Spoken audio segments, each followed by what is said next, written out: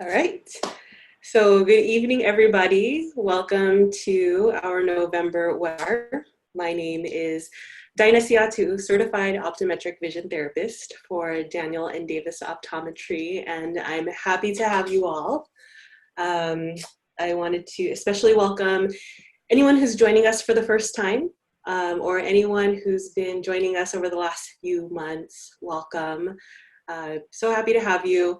For anyone who's looking for recordings of our previous webinars, you can find them on our Facebook page. So I'm really excited about tonight's topic. I want to go right into Dr. Daniel's presentation. I also want to make sure we have some time at the end to answer any questions that you may have. And there's also some slides that I wanted to share with you as well. So just to give you a little bit of a background, the sensory learning program was founded in 1997 by Mary Bowles. Since its creation, there are providers all over the US, including Australia and Italy. And here in Southern California, Dr. Daniel is one of 4 sensory learning providers. Our program director, Dr. Susan Daniel, and her husband, Dr. Christopher Davis, have incorporated the sensory learning program as part of our neurodevelopmental optometry care for our patients, which is fitting since Dr. Daniel is a member of the College of Optometrists in Vision Development, the College of Photonics, and is the past president of the Neuro-Optometric Rehabilitation Association. So without further ado, ladies and gentlemen, please help me welcome Dr. Susan Daniel. Thank you, Dinah, and I appreciate the introduction. So I have, I'm going to put this on here. This is me, and as Dinah said, I've been in practice for a long time, since 1992, with my husband, Dr. Davis. We have 4 optometrists and 4 vision therapists in our practice, and we specialize in neurodevelopmental optometric vision care. And what that means is that we specialize in helping children in their development who may have some delays in their visual development and processing development, as well as helping with rehabilitation for patients that have had a stroke or brain injury or have neurodegenerative disorders. And I am also a clinical teacher for the Illinois College of Optometry and Western University College of Optometry, and that we host fourth-year optometry students at our practice so that they can learn more about our specialty and be able to provide that in their practice once they graduate. I'm a consultant and provider of vision therapy services for San Diego County school districts, and also am a consultant in the rehab departments for both the Tri-City Medical Center and Scripps Encinitas Brain Injury Rehabilitation Program locally. And as Dinah said, that I'm part of the Neuro-Optometric Rehab Association, and I've been past president. And I've been a provider of the sensory learning program since 2003. So my inspiration for this talk is my son, Matthew. He just had his 23rd birthday yesterday, and he's a happy guy. He went through this program when he was 6 years old, and I will be telling you a little bit more about his story. But once we had some improvement with him, he is autistic and he is nonverbal, and he had so much improvement from the program that we purchased the program for our patients at our clinic. So the sensory learning program is an optometric phototherapy-based multi-sensory training in that it incorporates visual, vestibular, and auditory stimulation in order to improve the sensory processing of the individual. So it uses light, sound, and motion, and these the therapy that was put together as one unit was originally 3 separate therapies. First, syntonic phototherapy was originally developed by Dr. Spittler in the early 1900s and has been part of a specialty within optometry for over 100 years. Auditory integration therapy was founded by Dr. Guy Berard, and the information that Mary Bowles learned about from Dr. Berard, she incorporated into her own proprietary auditory program that helps integrate and improve auditory processing speed. Dr. Jean Ayres, who's an occupational therapist, developed vestibular and sensory integration therapy, and has been performed by a lot of occupational therapists over the years. So this particular therapy that we're talking about today incorporates all 3 types of stimulation. What's different about it is that it is a bottom-up approach to learning rather than a top-down learning approach. When we talk about top-down, we're seeing a person who has either dysfunction or delays in a particular area, and we may have a therapist that will help with those delays by using active therapy where the patient needs to respond and reciprocally for what the therapist is teaching them. And this is with vision therapy as well as OT, speech, cognitive, physical therapy. And what it does is it allows the patient to learn new skills and can improve their processing. With this program, it works from a bottom-up approach in that it's not expected for the patient to have a cognitive response. It's purely an input of the sensory stimulus, and that helps with improving the integration of those stimuli so that it can form the foundation of learning and integration so that other therapies can then work a lot better. It doesn't take the place of OT and PT and speech and cognitive therapy, but it is a great foundational support. So as Dinah was saying, the program was developed by Mary Bowles because she had a son with special needs, and through her research, she found that putting all 3 of these therapies together was very beneficial.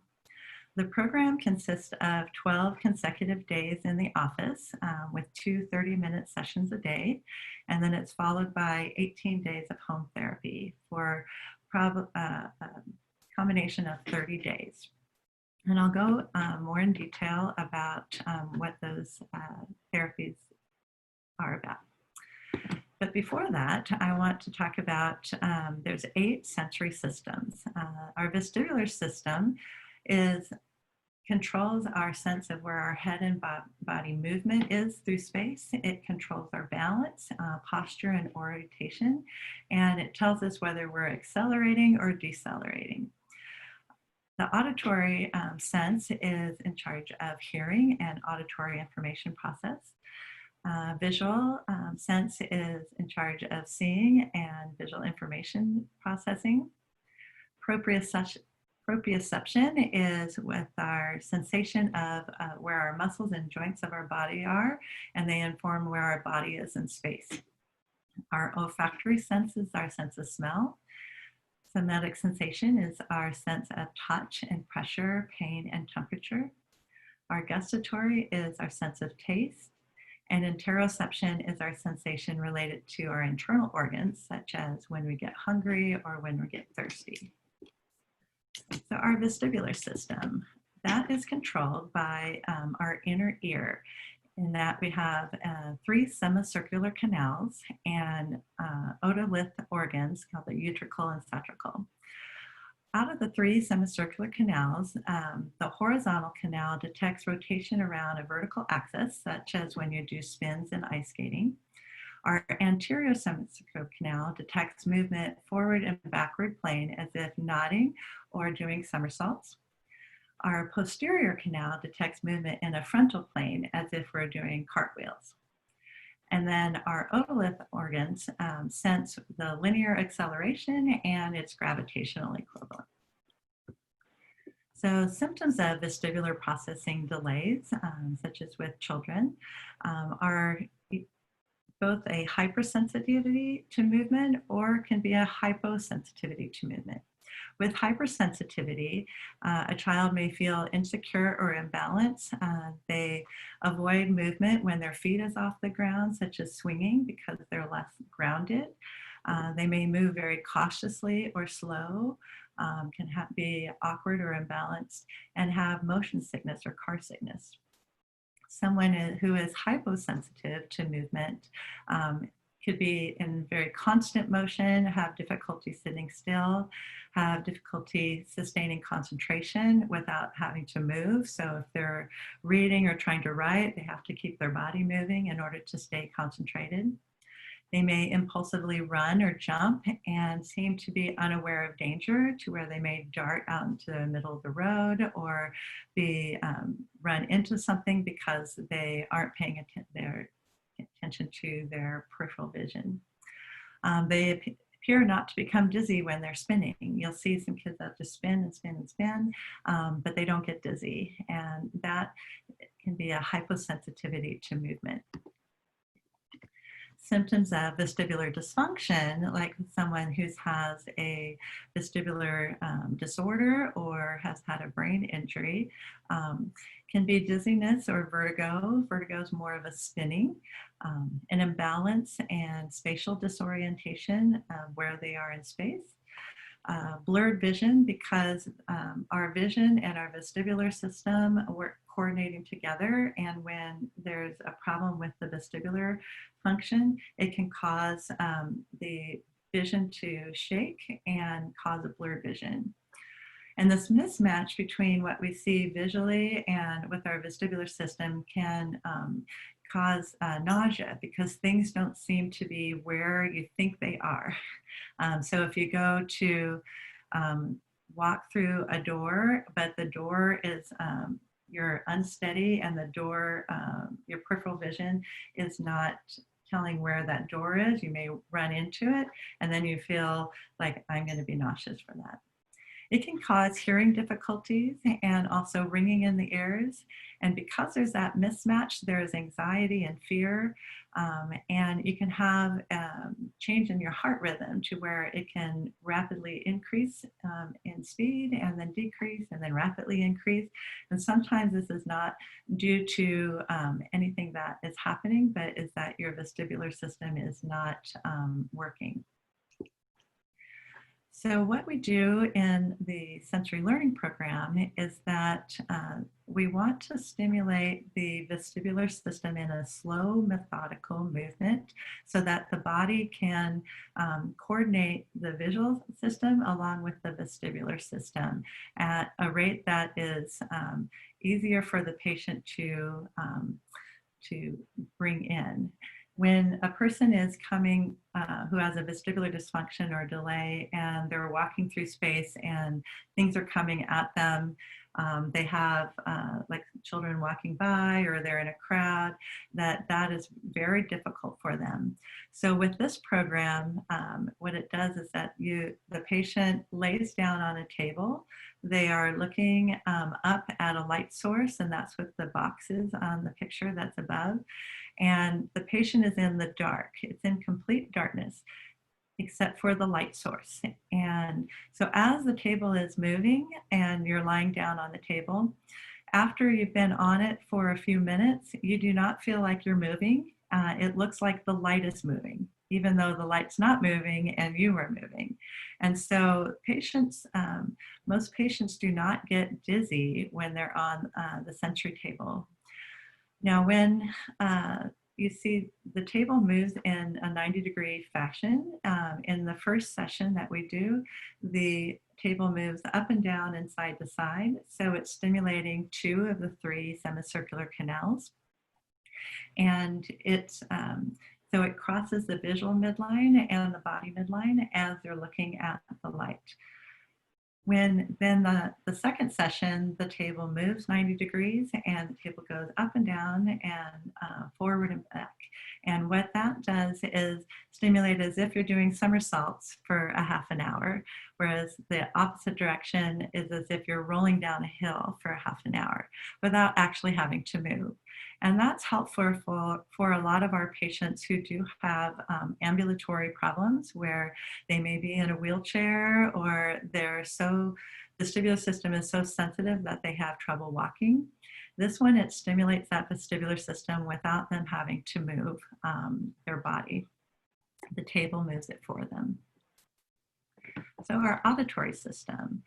Symptoms of auditory processing delays can be difficulty following conversations, difficulty knowing where sound comes from, such as a sound may be coming from the right side, but they think it's coming from the left side of them, and that's very disorienting. They can have a hypersensitivity to sound where they want to cover their ears because it hurts and it's just too sensitive.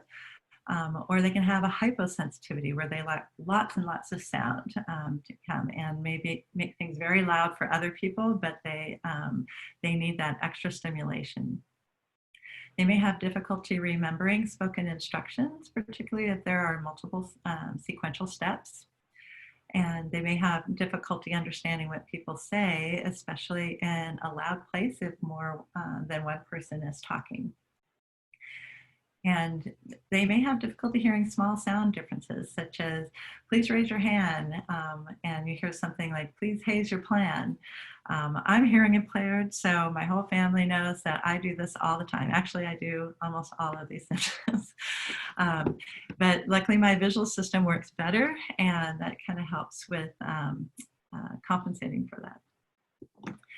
So what the sensory learning program, auditory program does is that it randomizes and filters the frequencies from full spectrum music source. And it sends these modified sounds to ears by wearing earphones. And so with the auditory sound, it's taking music that is full spectrum sound, both low frequency up to high frequency. And it filters out, we see whether the child has hypersensitivity to sound or hypo in certain frequencies, and it modulates that music source so that it will help the child or the adult balance out their auditory stimulation so that it's not hyper or hyposensitive. So when we look at how efficient our processing of sounds is, and this is a simplistic diagram, but information coming into the right ear goes to the left side of travels to the left side of the brain to the speech center. Information coming from the left ear goes to the right side of the brain and then back to the left side of the brain to the speech center. And so information coming through the right ear is a faster processing speed than in through the left ear.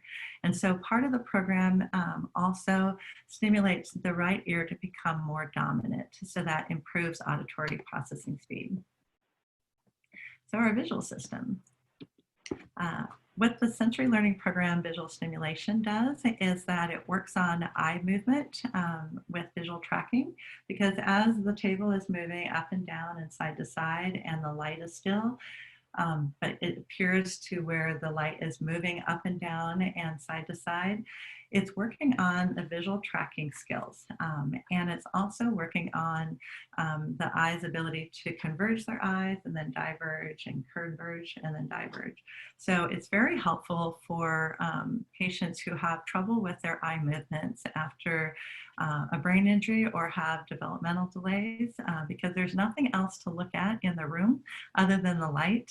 And it's a source that with repetition improves those visual skills.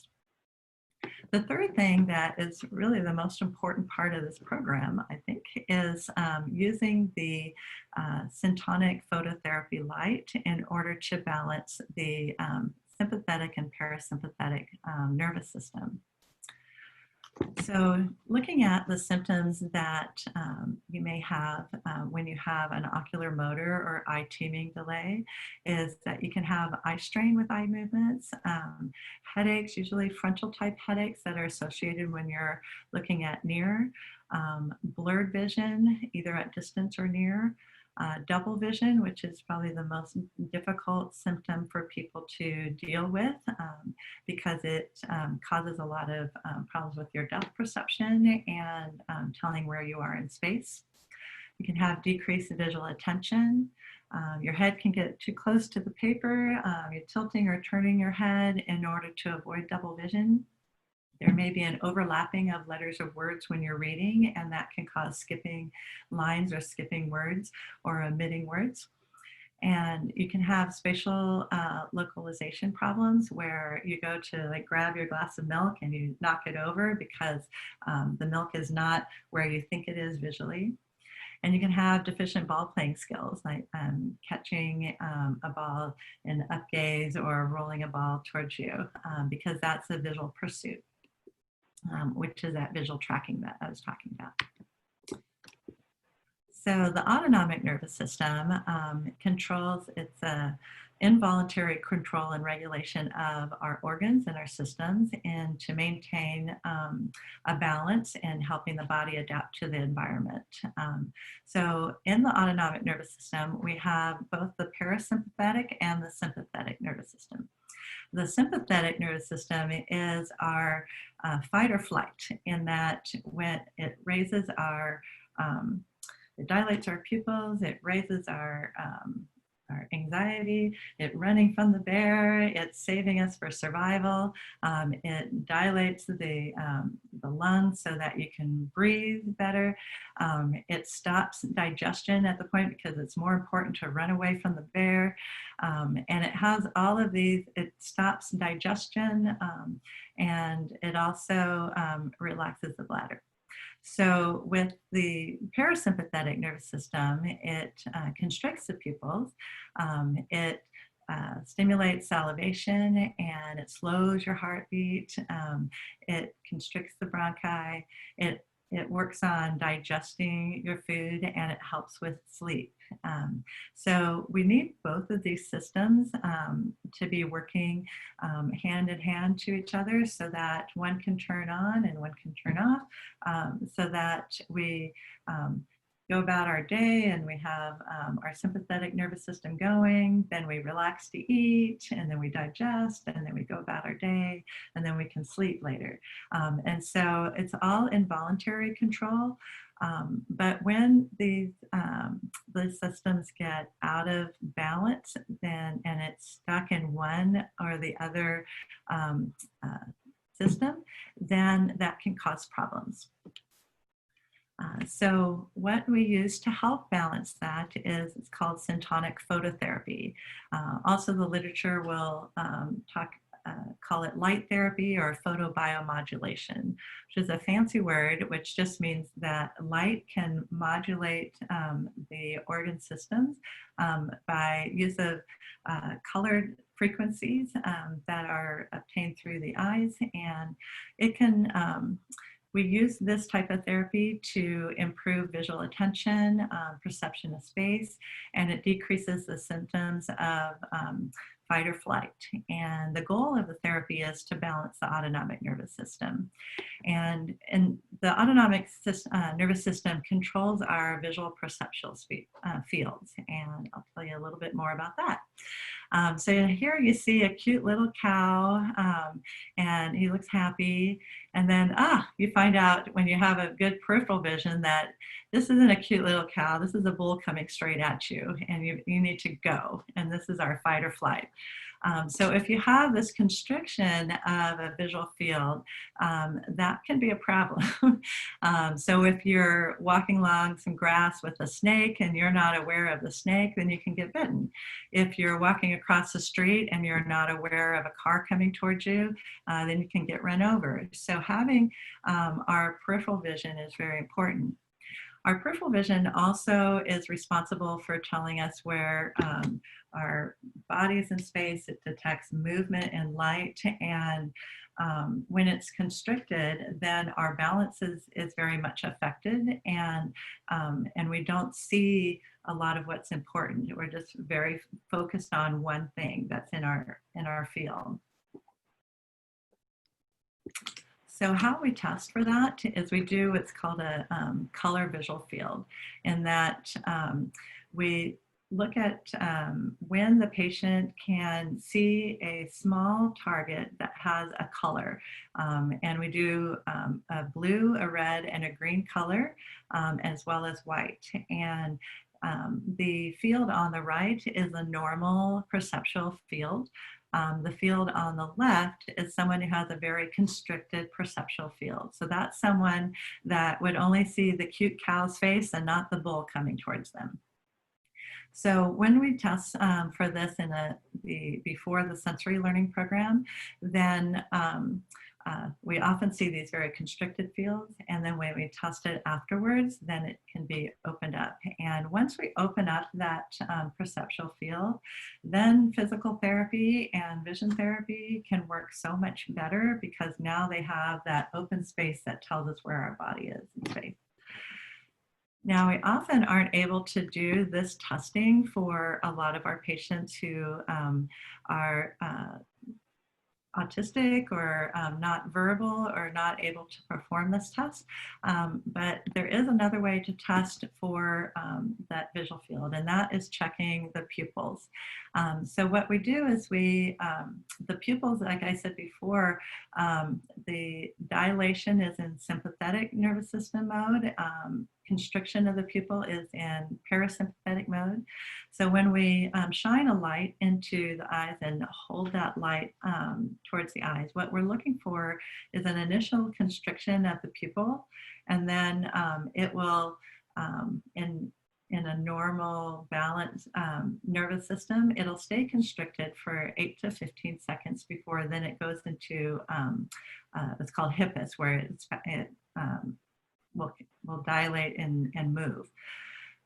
With someone who is stuck in sympathetic nervous system mode, they're in fight or flight all the time, and they have poor digestion. They have problems with sleep because their body is in that fight or flight all the time. This is very common for kids with autism and developmental delays, and especially after a traumatic brain injury or a stroke. And so when we check the pupil, instead of staying constricted for 8 to 15 seconds, it'll dilate very quickly, between 1 to 4 seconds. And if it dilates really quickly in 1 to 4 seconds, then that corresponds to that visual field being very constricted. So when we're checking the pupils before the sensory learning program and we see that, and then we can check after the program is over, we can see a difference in the pupil reaction and the visual fields. So there's been lots of studies that show a direct correlation between the functional color visual field improvement and improvement in balance, spatial misjudgment, and associated nausea. So when we're looking at the color spectrum, the wavelengths of light in the color spectrum, the red end of the spectrum stimulates the sympathetic nervous system. The blue end of the spectrum stimulates the parasympathetic nervous system.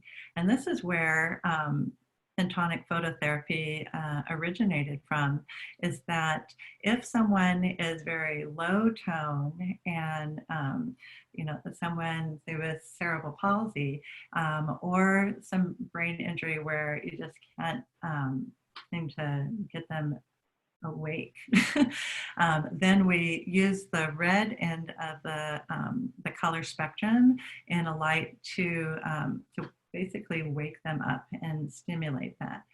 The opposite color is what we use for someone who is overstimulated in sympathetic mode, and we want to relax that. And so a blue tint in a patient's glasses after a brain injury is a very common prescription that optometrists give.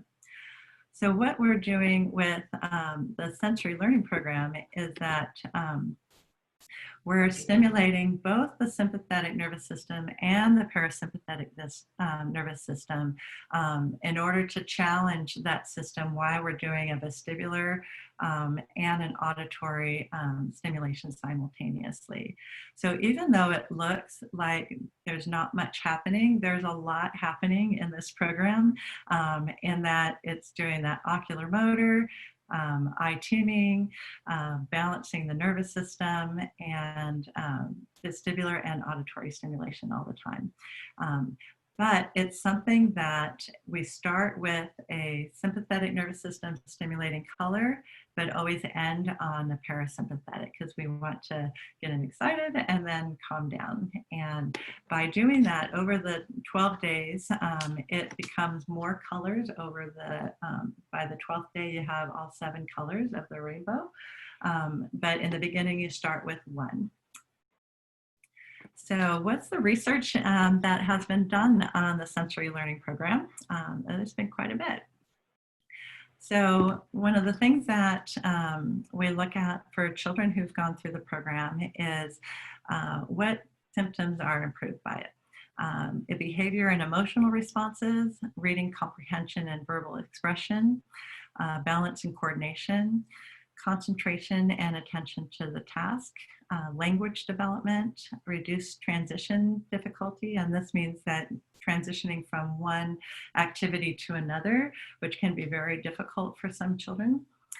Having good eye contact, reducing self-stimulating behaviors. And what that means is that you may have vocal stimulations, like you're saying the same thing over and over, what we call echolalia, or you have where the patient's spinning, or they move their hands, or they make different sounds, or they're doing the playing with the toy the same way over and over and over and not in an appropriate way. So that's a self-stimulating behavior.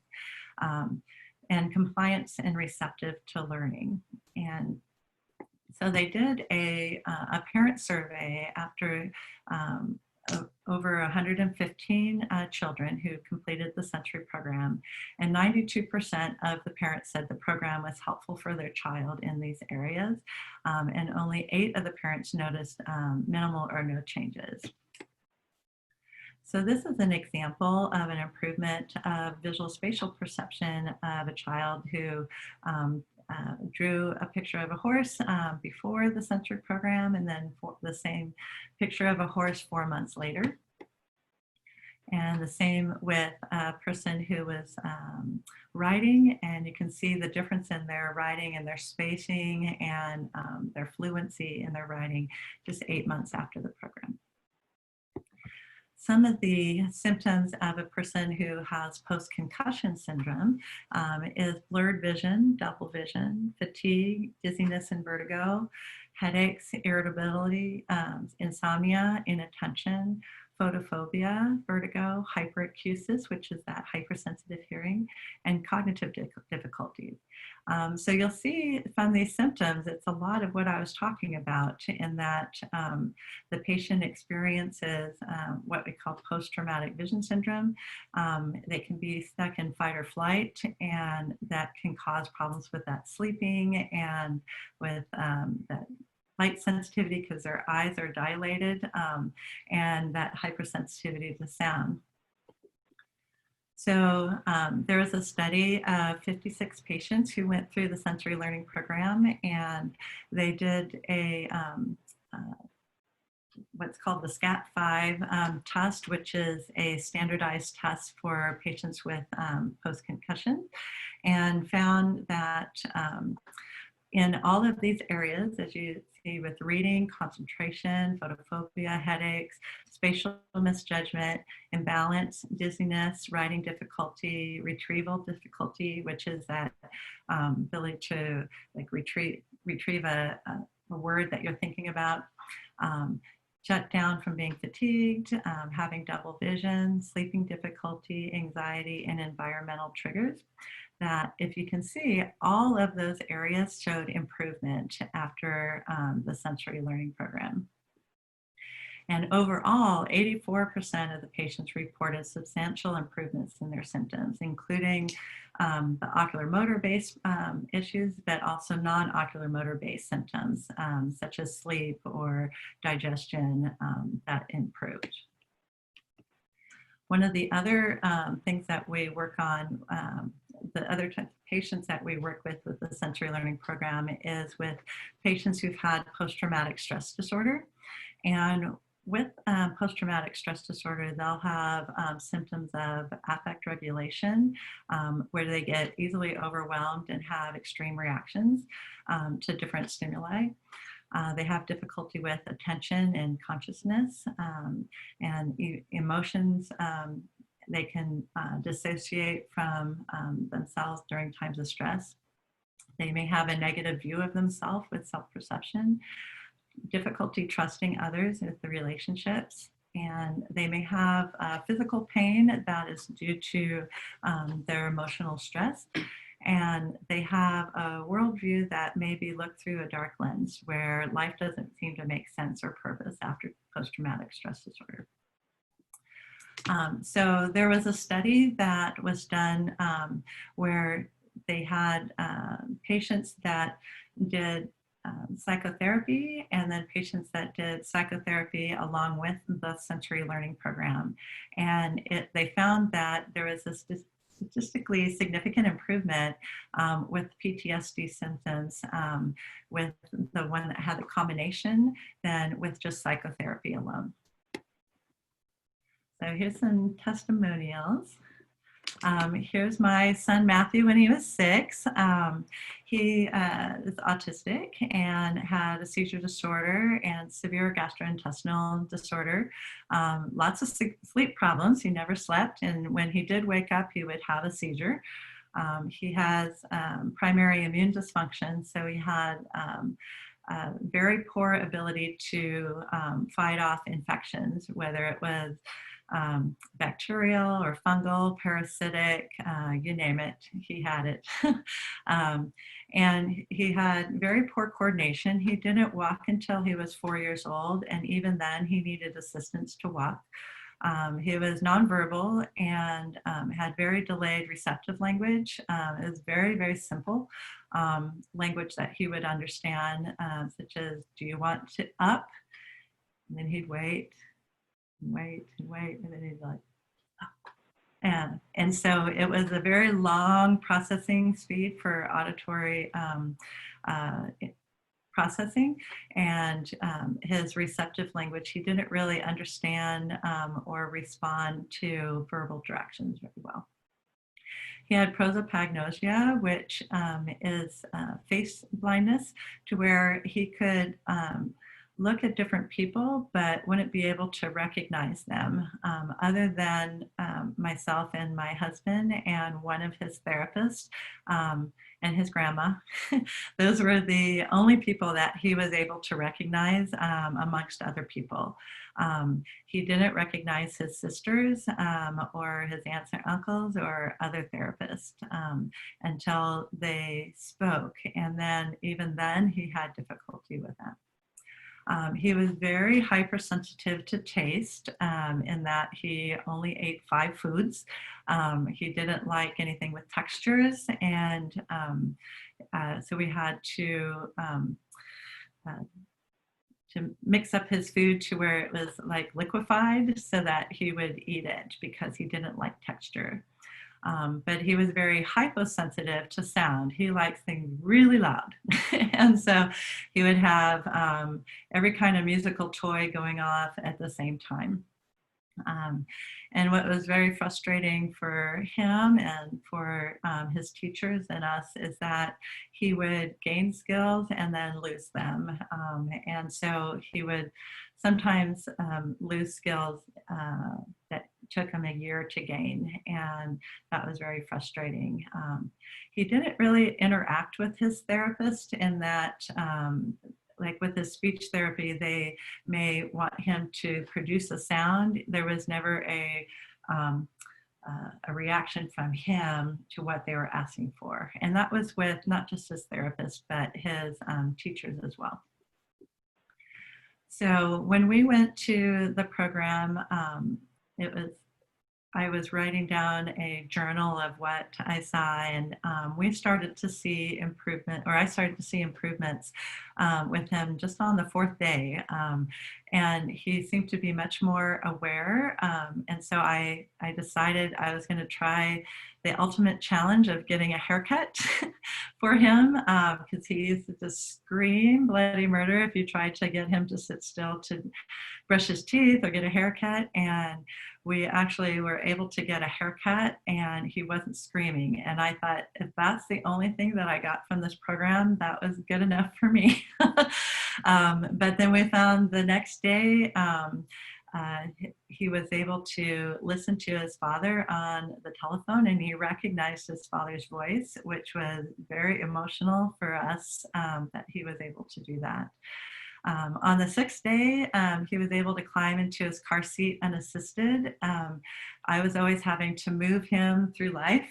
He didn't have really anticipation of anything. And that was such a huge thing for him to know how to climb up into his chair. On the eighth day, we went for a walk for 30 minutes and he didn't drop on the ground where I had to pick him up. That his stamina had improved dramatically. On the 10th day, I went to a restaurant. I was really going for it. And I went at 3 in the afternoon because I knew nobody else would be there. But I went to a restaurant, and there was all these ceiling fans. And normally he would just be going crazy over the ceiling fans. But he walked right into and sat down, and they had crayons there, and he picked it up and started scribbling. And it was the very first time that he was able to hold a crayon. And then on the 12th day, he actually pointed to a circle that was on a placemat and said circle, which was his first word.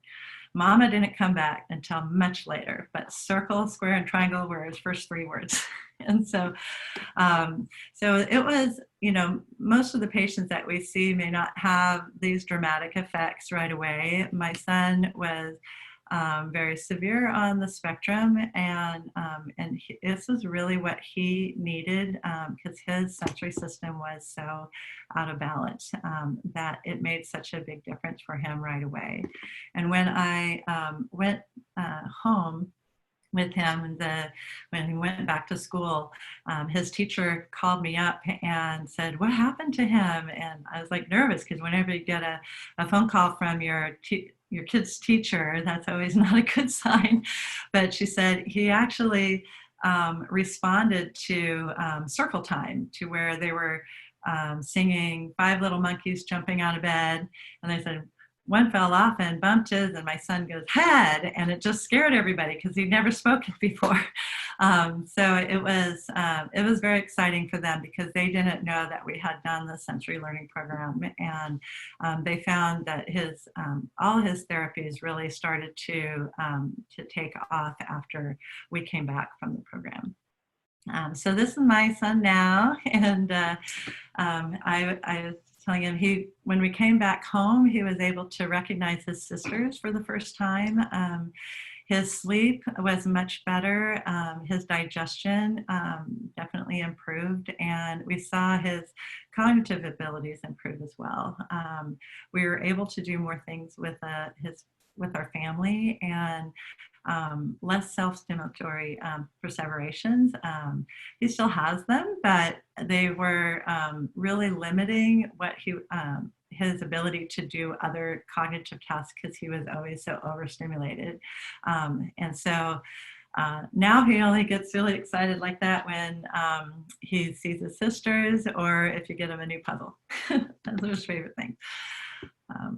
So here's another case where we have an 18-year-old woman who has cerebral palsy. She had a very large eye turn that turned out. She needed full assistance for walking, and had difficulty engaging with other people, and had very decreased awareness of her surroundings. So when she went through the program, after the program, she's now able to walk without assistance. We started her in her vision therapy program to work on her eye turn and for her visual motor integration skills. And those had already started improving. And so the therapy went so much better after that, to where then she was able to have both eyes working together as a team. She became much more aware of her surroundings so that her safety improved to where she wasn't walking in front of things that were like a car. And because her digestion, because of the balance in her autonomic nervous system had improved, she actually became toilet trained. And that was a very big plus for her caretakers and for her as well. Here's another case of a 12-year-old male that we had seen, and he was neurotypical but had difficulty with reading comprehension and slow processing speed. He always needed to read out loud in order to understand what he was reading. His visual processing was not as good as his auditory processing. And he had a lot of struggles with visual sequencing and was also hypersensitive to touch. So after his program, he was able to read silently and comprehend what was written without him verbalizing, which he really liked. And what I liked about this patient is that he would tell us what he was feeling and how he was processing after each day. And it was great to get that feedback because he is very articulate about what he was experiencing. His auditory processing had improved and sequencing and math improved. And he found that he was able to be more social and keep up with the visual demands of being in a crowd. We just heard from him recently that he is now in a PhD program in chemical engineering, and he really attributes the sensory learning program for helping him get there.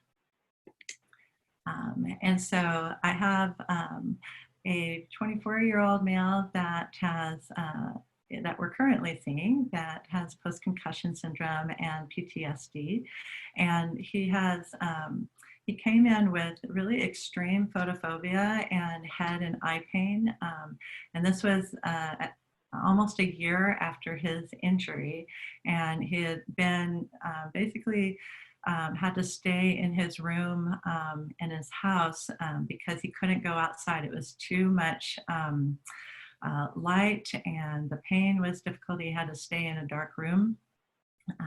He would get very tired easily from cognitive and visual tasks. So even going to his talk therapist for his PTSD, he would just be wiped out for days to where he couldn't do anything else. And he would have digestive issues because he was in fight or flight, night terrors with anxiety, and he wasn't able to read or visually look at a computer or a phone because his visual system was really not working well. And he has difficulty with his eyes working together as a team and with tracking. And so that really hampered him to really do anything. Even watching TV was difficult. His balance and walking stamina was very affected. He couldn't be in a car other than to go to doctor appointments, and even that would wear him out. And of course, he had depression and emotional difficulties with some feeling of hopelessness because his injury had been close to a year and things hadn't gotten better. And that, especially the pain, the pain was very difficult for him. And he was very hypersensitive to sound. He wore earplugs because just too much information coming in was too hard to process. He had visual motion sensitivity where things that are moving on the side, it was too much. And so, like I said, being in a car was very, very difficult. And he would get tired from speaking very long. He would just, he couldn't do it very long. He had to really manage how much energy he puts out with talking to people. And so it wasn't just his visual and auditory, but it was just cognitively and just the energy it took to speak was a lot. So with him, we modified the sensory learning program to where we started with a color that decreased pain first, because that was really the one thing that was holding him back from making improvements in his in life, in therapy, and in life. And so there's one color that it's a teal blue color that helps with eye pain and visual pain. And then we started with just because his energy level could only take so much, we started with only 10 minutes of the program once a week, and then increased it to a half an hour. And then, and so now he's getting to where he's able to take in all 7 colors and be able to take in all that information. And so he was kind enough to record some of his improvements in the next video. But I wanted to show what his mother wrote to us. He said on the way home from his sensory learning session, she said his eyes were open for a fair amount of time on the drive home, and it seemed like he was a blind person seeing the world for the first time. It was pure joy for him to be able to see the normal things around us, and hence pure joy for me to see him so beyond happy. And that's what we do this for, is that we want to improve lives, and it's pretty exciting. So here is person that I've been talking about, and I will turn this up so you can hear what he's saying. So the first time I tried the sensory bed, I didn't really know what to expect. But when you were in as much pain as I was up to try anything. So it was only 10 minutes and only with, I believe it was the teal light. But after we were done, I felt almost close to normal, which meant a lot for me because I've been concussed for a long time. That night was actually the first night where I didn't feel like I was clenching in my sleep, and the night horrors that I had from basically high blood pressure and how I got my concussion, they went away for that night, and I had a peaceful night of sleep, and I couldn't be more thankful for that. So we ended up doing that sensory bed every week, and every week afterwards I felt like a new breath of life inside of me. And my progression slowly increased to the point where I was able to tolerate more time and more colors. And as we added on more colors, the effects amplified in basically my recovery as well. So I was able to talk easier. I felt more relaxed. My shoulders were finally unclenched. As I was working through the therapy as well, because it was in combination with my vision therapy, we kind of noticed what did and what didn't work. And we found the right settings that when I actually ended up using them, the pain would go down, the anxiety would go down, my fight or flight would slowly lessen. And I would also get this sense of just body-wide relief where I felt like I could breathe. And almost like after a really good workout where my muscles felt loose, I felt my mood increased, and so we kind of kept going at it. And I'm convinced that without the sensory bed, I would not have progressed in my rehab nearly as fast as I have. Because if you would have asked me to make this video 3 weeks ago, that would have been impossible for me. I wouldn't have been able to talk. I wouldn't have been able to articulate anything. So even though it sounds very kind of peculiar almost to be in a bed that rotates and, sorry, that's our dog, and looking at a light, like what can this do? Molly, come here. But I am totally convinced. Molly, you're being a dork. Come here. Sorry. So it's just done wonders for me, and I'm convinced for the people that are on it who need it, it'll do wonders for them too. Great. And I just wanted to show this. These are our 4 optometrists in our practice and our 4 vision therapists. And if you want to schedule a complimentary consultation and a sample session where we go over the program and whether it's helpful for you or your child, then you can contact our office at this phone number or email Dinah at her email address. And you can also find some information on our website. And so now